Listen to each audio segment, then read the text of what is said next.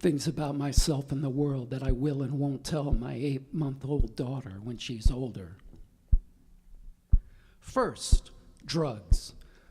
I'll definitely discuss drugs, but I probably won't mention the time I snorted heroin in a dingy MacArthur Park hotel room, or the times I tripped on mushrooms, mescaline, ecstasy, LSD, laughing my ass off, witnessing the walls and people's faces melting, time traveling, telepathically communicating with animals, insects, trees.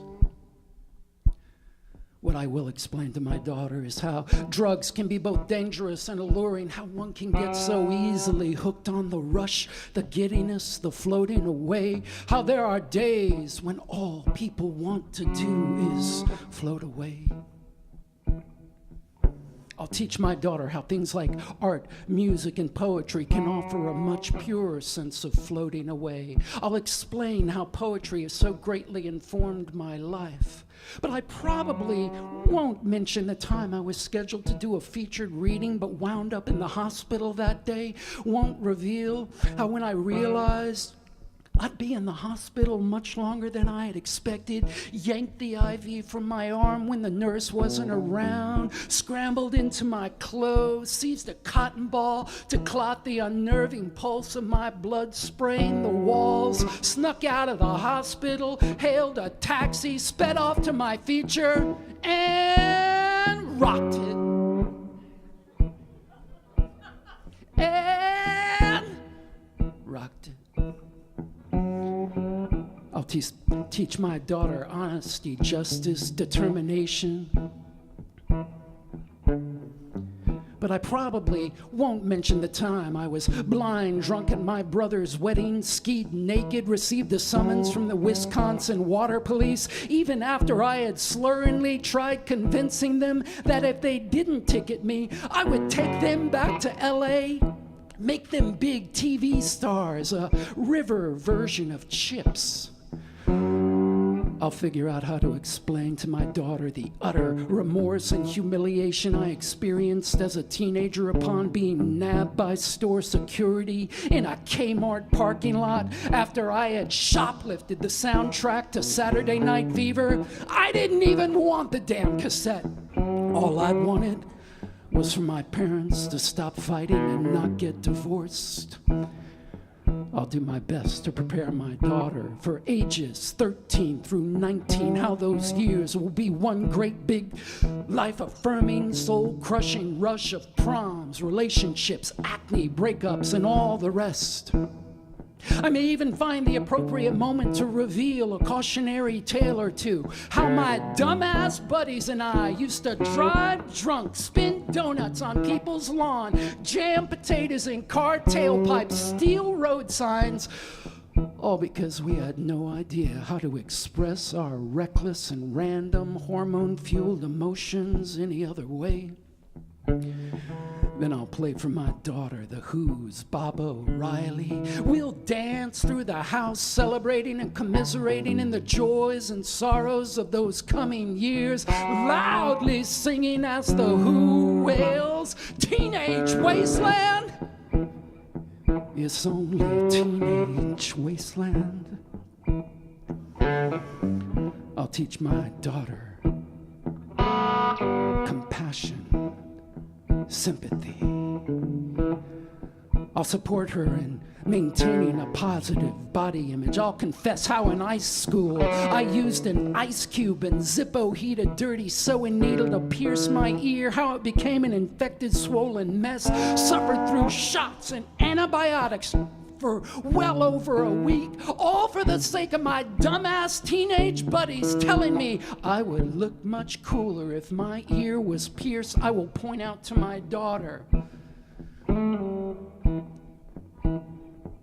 how no one, not even herself, should bend up her aura, reshape her inner light into an unflattering shine. I will warn her how certain mistakes can never be completely undone, but in the best possible circumstances Their DNA can be altered to embody subtle forms of forgiveness and grace. How our every breath and heartbeat have the potential to compose verses on air, sonnets of love when it's freshly baked, glorious stories of coyote-blooded magic, sending us roaming wild-toothed and full-moon-footed into the dense forest of the absolutely alive. I will warn my daughter that this is a world where people can hurt and heal, that there exists the goodness of strangers and the absolute cruelty of those we've considered friends. How the anger and bitterness we sometimes experience is no city for permanent refuge. How certain days will scatter bats in our belfries while others will gush the sweet nectar of serendipity. In the face of it all, I will teach my daughter to wear her name proudly. Let it be a cradled murmur in the ear, bubble and luck and Attila Hun, a fun, a get out of jail free card, and her own star on Hollywood Boulevard. May the mere mention of my daughter's name be a cathedral of sweet talk, hummingbird flutter, and on her most troubled days, may my daughter's name be the tears that travel in reverse to unstain her cheeks and brighten her sad, sad eyes.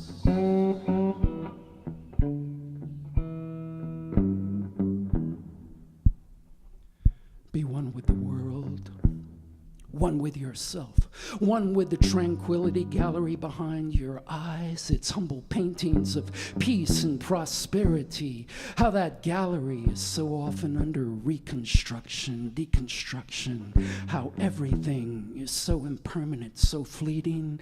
How our every thought breeds Frankensteins and angels. Be one with all your Frankensteins and angels. Be one with everyday magic, the abracadabra of glorious allegory written into your every step. Be one with the forward and backward of all your human steps. How in every positive action, seeds of limitation find their way to fruition. Be one with the bitter fruit of not always getting what you want. May that bitterness help your successes taste all the sweeter. Be one with money, clean money, blood money, funny money, one with the hard work you offer as daily sacrifice to the 9-to-5 grind, one with all the con artists, sham shamans, and common thugs, all those constantly wanting to take a bite out of your wallet, your pocketbook, your higher consciousness and life. Be one with these terrorist times. How glittering guns are the new silver spoon given to newborns. How bombs can be so readily made from common household products strapped to the waists of suicide junkies, packed into vehicles, driven to your doorstep. Be one with the song of napalm encoded into your DNA, the inherent and self-annihilating dirge of burn, baby. Burn. Be one with global warming, one with severe weather patterns, hurricanes, blinding heat, polar ice caps melting into water, so much water. Be one with water, all waters, flood waters, baptismal waters, life-giving, life-taking waters. Be one with how something so clean and pure as water can be both womb and tomb.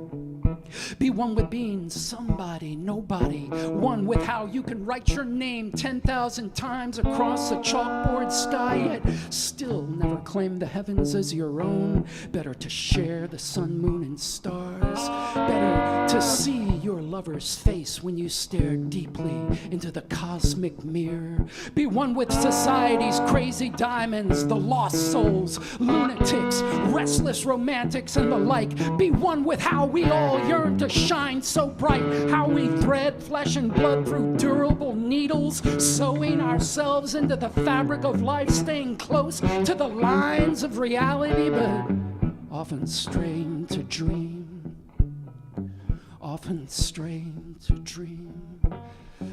Be one with your inner child and all the paper airplanes he or she creates. Be one with your inner TSA agent when he wants to check your emotional baggage or perform cavity searches before you board those paper airplanes to take off on great flights of imagination. Know your inner TSA agent is ultimately trying to assure you a safe flight, but also know that sometimes the safest flights aren't always the best flights. Be one with your inner TSA agent, one with your inner child. Be one with those paper airplanes and all the sailing away.